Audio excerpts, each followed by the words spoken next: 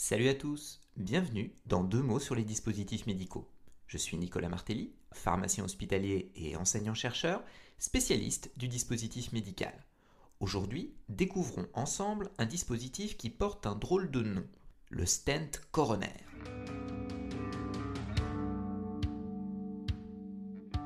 Deux mots sur les dispositifs médicaux, le podcast qui ne vous fait pas le café, mais qui vous en dit plus sur les dispositifs médicaux.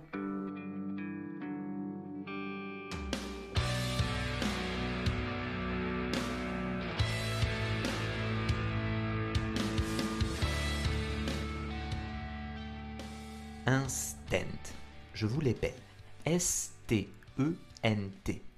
Bizarre comme nom. D'où ça vient ?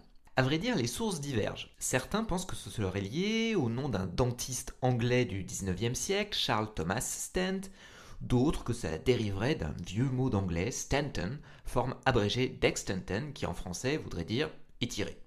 Ok, mais qu'est-ce que cela désigne en particulier ? Alors, en quelques mots, un stent vasculaire, c'est une sorte de petit ressort en métal qu'on va venir mettre dans un vaisseau sanguin pour le maintenir ouvert. Un peu comme une sorte de tuteur interne au vaisseau qui l'empêche de se refermer sur lui-même.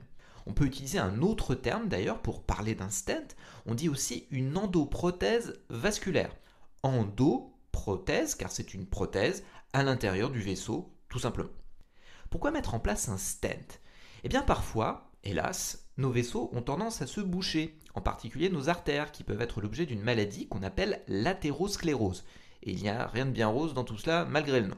C'est une accumulation, entre autres, de gras, on parle de lipides, dans la paroi des artères, et avec le temps, ça peut conduire à une obstruction de l'artère, dont les conséquences sont parfois gravissimes.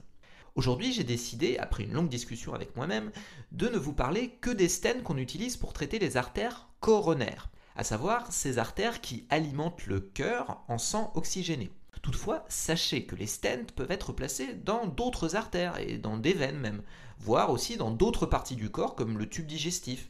Nous y reviendrons plus tard. Pourquoi est-ce que je me suis dit que le stent coronaire vous intéresserait peut-être un peu plus ? Eh bien parce qu'il permet de prévenir une maladie très grave dont je suis sûr vous avez déjà entendu parler, l'infarctus du myocarde. Si l'athérosclérose se développe sur des artères coronaires, c'est très embêtant car ces artères irriguent justement un muscle indispensable à notre vie, à savoir le cœur. Le tissu musculaire du cœur s'appelle le myocarde et l'ischémie, c'est-à-dire l'absence d'irrigation sanguine liée à l'obstruction de l'artère, entraîne un infarctus du myocarde. Donc pas besoin de vous faire un dessin, d'ailleurs ce serait difficile dans un podcast, mais si le myocarde n'est plus alimenté en sang, c'est catastrophique, c'est la fameuse crise cardiaque. Comment prévenir tout cela ? C'est là qu'intervient notre stent coronaire. En cas d'athérosclérose, particulièrement évoluée, on peut envisager une intervention pour dilater la zone obstruée et laisser en place notre petit tuteur, le stent donc. Et ce stent va maintenir l'artère coronaire ouverte. Oula, ça doit être une grosse opération tout ça. Non, pas vraiment.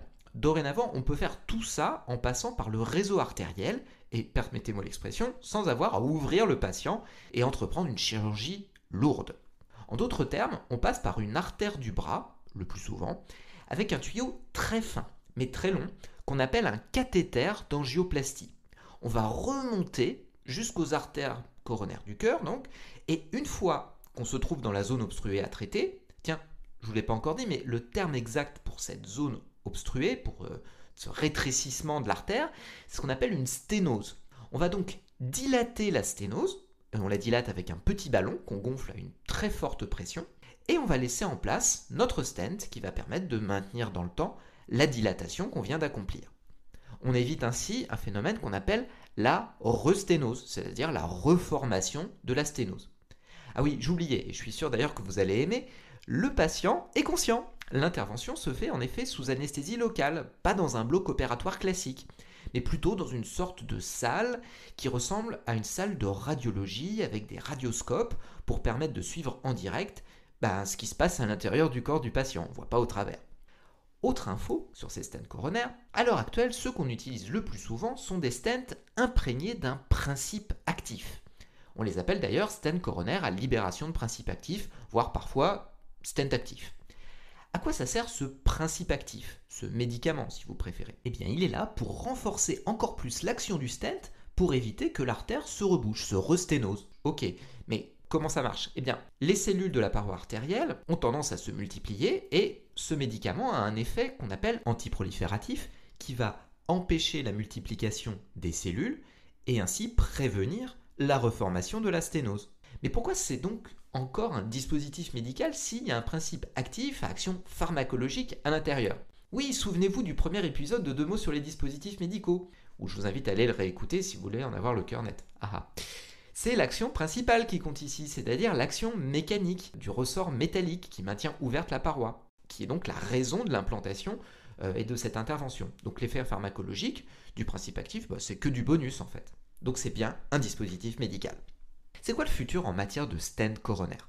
Eh bien, la prochaine étape, ce serait de faire des stents totalement résorbables. En somme, un stent qui se dissout tout seul après quelques années pour ne pas laisser de corps étranger dans l'artère et ainsi éviter un effet secondaire qu'on redoute avec ces stents qu'on appelle la thrombose de stent, c'est-à-dire la formation d'un caillot de sang dans le stent.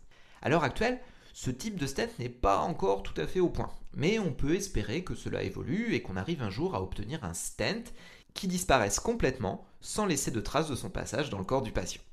En résumé, un stent coronaire, c'est une sorte de ressort métallique, souvent imprégné d'un principe actif, qui permet de traiter les sténoses des artères coronaires et prévenir une de leurs conséquences gravissimes, l'infarctus du myocarde. L'avenir, c'est possiblement les stents totalement résorbables, mais il y a encore du boulot de ce côté-là. Ici s'achève cet épisode de 2 mots sur les dispositifs médicaux. Si cet épisode vous a plu, un petit pouce bleu s'il vous plaît, si vous m'écoutez sur YouTube, et quelques étoiles si vous m'écoutez ailleurs. N'hésitez pas non plus à vous abonner pour ne pas manquer les prochains épisodes. Merci beaucoup pour votre écoute, et à très bientôt au pays des DM. Salut à tous!